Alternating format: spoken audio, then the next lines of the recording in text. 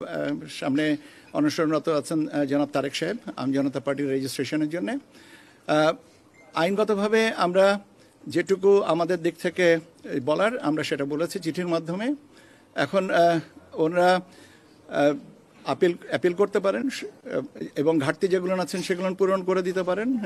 Appeal বা সংশোধনী বা পরিমার্জন পরিবর্ধন সময় বর্ধন এগুলো তো একটা প্রচলিত প্রথা, তো সেটা নিশ্চয়ই ওনারা সবিবেচনায় নেবেন এবং এই অনশন আমি আন্তরিকভাবে আবেদন করব যেন এই অনশন ভঙ্গ করে আমাদেরকে আইনগতভাবে জিনিসটা সুরাহার দিকে নিয়ে যাবেন।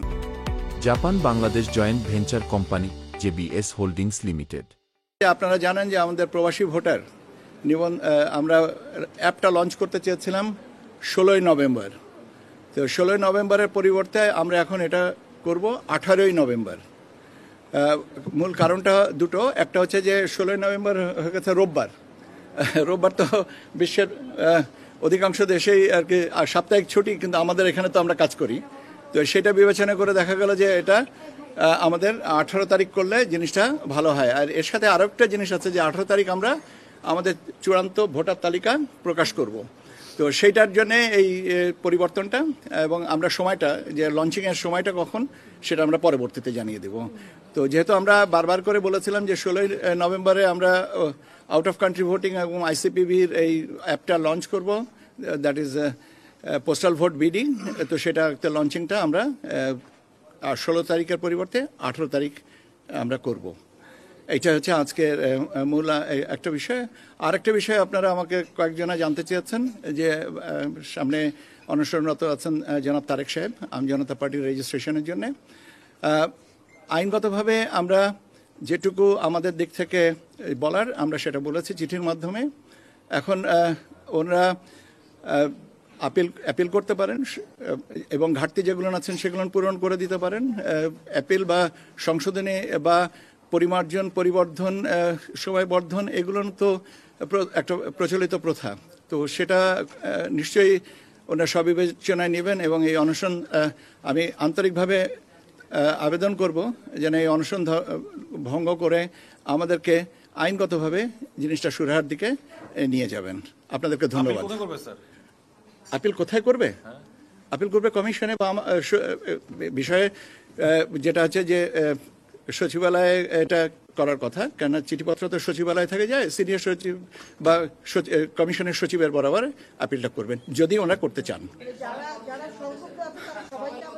না সংক্ষুব্ধ সেটা তাদের ব্যাপার, কদিনের ভিতরে আপিলের জন্য তো কোনো সময়সীমা আমি বলছি না। আপনি এখনো করতে পারেন, আগামীকালও করতে পারেন, এটা তো আপনার, আপনি করবেন কিনা এটা তো আপনার সিদ্ধান্ত। আইনের বাইরে না, আমি আমার বলছি যে আপনার আইনের বাইরের ব্যাপারটা তো পরবর্তীতে কমিশন দেখবে। অ্যাপিল করতে তো কোনো অসুবিধা নেই, এটা আইনের সাথে আমরা সম্পর্কিত কেন করছি? আইনের সাথে সম্পর্কিত করার কোনো কিছু নেই।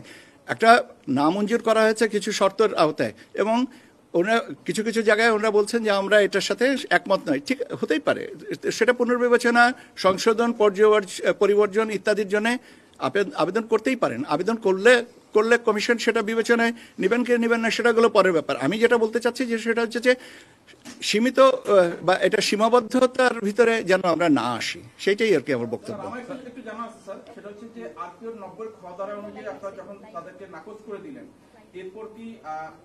পরবর্তীতে এসির কাছে আপিল করা আইনে কভার করে কিনা, প্রথমত একটি প্রশ্ন। দ্বিতীয় প্রশ্ন স্যার, যে যেহেতু আপনার ওনারা মূল গেটটি আটকিয়ে করছেন কেপিআই প্রতিষ্ঠান, সেখানে আপনারা এই ধরনের গ্যাদারিং ইলেকশন কমিশনের জন্য থ্রেট মনে করেন কিনা? সংলাপের বিষয়ে কোনো সিদ্ধান্ত হবে? আচ্ছা, আমি তৃতীয়টা দিয়েই শুরু করি। সংলাপের ব্যাপারে আমরা অপেক্ষায় আছি যে আচরণ বিধিমালাটা, প্রার্থী এবং রাজনৈতিক দলের আচরণ বিধিমালার গেজেটটা পেলেই আমরা সংলাপের সময়টা ঠিক করে নেব। কেপিআই অবশ্যই কেপিআইয়ের প্রতি আমরা সবাই সম্মান এবং শ্রদ্ধাশীল থাকব এটা। আর আরপিওর ধারাবাহিকতায় যদি সংশোধনের বিষয়টা নামঞ্জুর করার পরেও অ্যাপিলের বিষয়টা যদি থেকে থাকে তাহলে এটা সে ব্যাপারে আইনগত ব্যাপারটা নিশ্চয়ই কমিশন সেভাবে দেখবেন। আমি বলছি আমার কথাটা যেটা হচ্ছে যে কেউ যদি সংক্ষুব্ধ থাকেন কোনো বিষয়ে তিনি যে কোনো সময় একটা আবেদন করে সেটা পুনর্বিবেচনার জন্য বলতে পারেন বলে আমি মনে করি। স্যার তারেক বলছেন যে তিনি নিবন্ধন ছাড়া এই অনুষ্ঠান ভাঙবেন না, এমন কথা বলছেন। আমি স্যার, তো শেষ করি স্যার, কথাটা শেষ করি। সেক্ষেত্রে আপিল ছাড়া তার দলকে নিবন্ধন দেওয়ার সুযোগ আছে কিনা? এই প্রশ্নের উত্তরটা তো আপনারাই আমার থেকে ভালো জানেন। আর যদি ওটাই যে সুযোগ থাকতো তাহলে আমি আপিলের কথা কেন বললাম। আপনাদেরকে ধন্যবাদ।